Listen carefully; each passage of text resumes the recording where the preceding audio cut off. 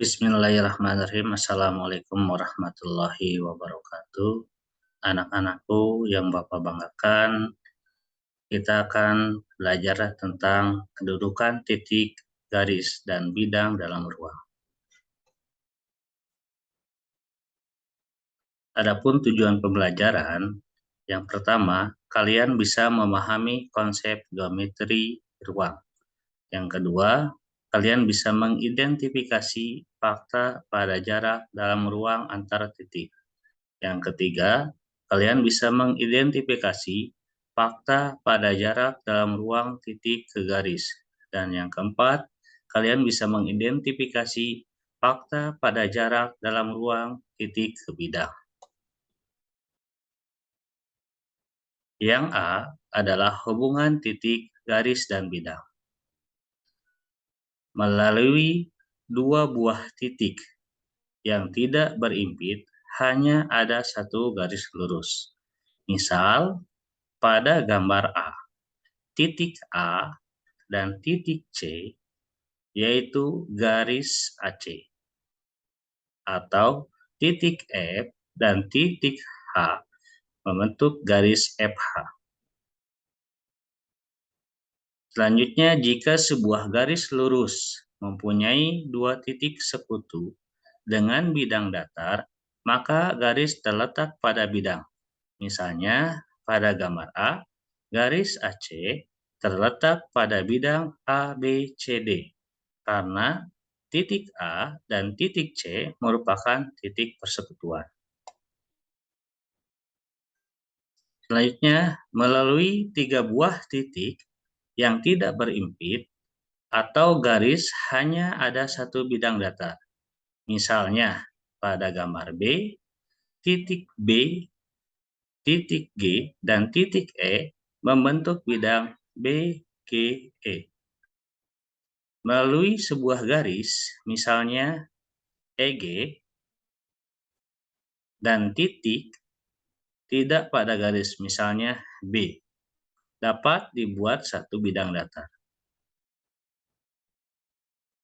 Selanjutnya, melalui dua garis yang berpotongan, hanya ada satu bidang datar. Misalnya pada gambar C, yaitu garis AG dan garis CE berpotongan di O, dan bidangnya adalah ACGE. Selanjutnya, melalui dua buah garis yang sejajar, yaitu hanya ada satu bidang datar. Misalnya pada gambar C, yaitu garis AC sejajar dengan garis EG, dan bidangnya adalah ACGE. Gambar di sebelah kiri tentang garis berpotongan di dalam ruang, dan gambar di sebelah kanan adalah garis yang sejajar dalam suatu ruang. Yang B, kedudukan titik dan garis pada bidang. Perhatikan pada gambar di samping. Di sini ada sebuah kubus A, B, C, D, E, F, G, H. Melalui satu titik dapat dibuat lebih dari satu garis. Misalnya, titik P, garis yang melalui P itu diantaranya adalah garis DG dan garis CH. Selanjutnya, jika titik D dan titik G terletak pada bidang DCGH, maka garis DG itu terletak pada bidang DCGH. Selanjutnya, jika garis DG terletak pada bidang DCGH, maka semua titik pada garis DG terletak pada bidang DCGH. Jadi, karena P pada bidang DCGH, maka dikatakan bahwa bidang DCGH melalui titik P. Dan karena DG pada bidang DCGH, maka dikatakan bahwa bidang DCGH melalui garis DG. Titik H dan garis DG sebidang di bidang DCGH. Tetapi titik H tidak pada garis DG, artinya di luar garis DG. Yang C, kedudukan garis dan garis dalam ruang.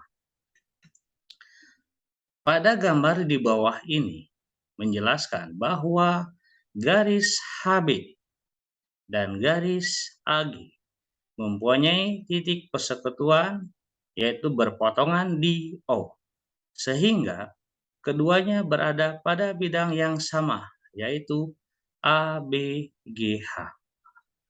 Selanjutnya, pada gambar di bawah ini menjelaskan bahwa garis BD dan garis FH sejajar, maka keduanya berada pada satu bidang yang sama, yaitu bidang BDHF, tetapi keduanya tidak mempunyai titik persekutuan.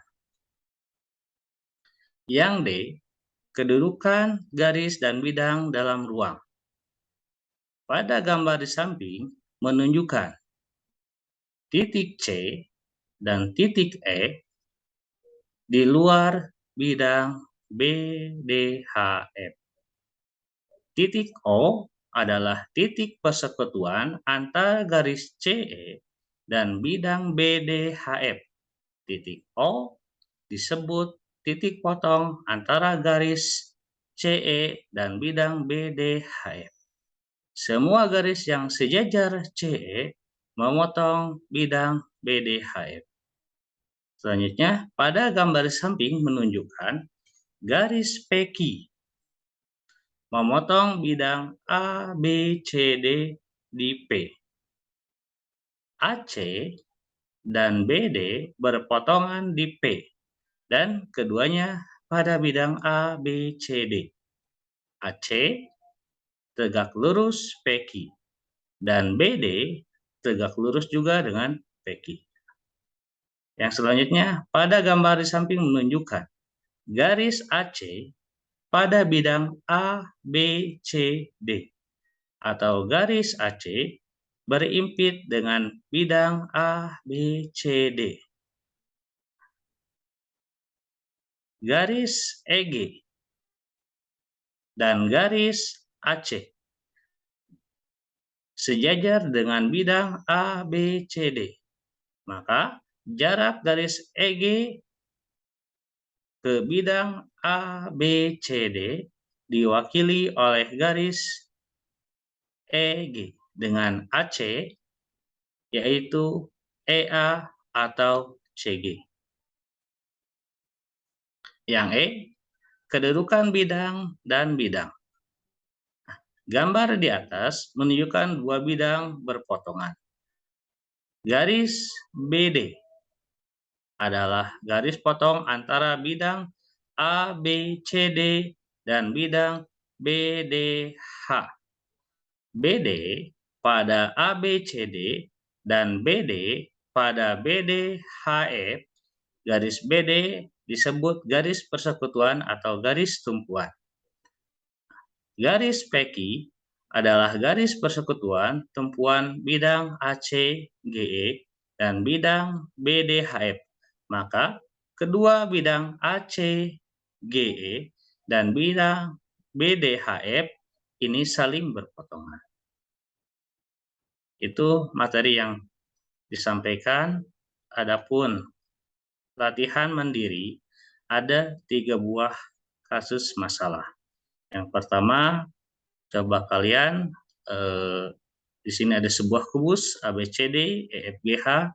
Nanti sebutkan kedudukan rusuk-rusuk yang berpotongan dengan EC. Ada masalah yang kedua, yaitu sebuah kubus ABCD, EFGH. Maka sebutkan kedudukan rusuk-rusuk yang sejajar dengan AD.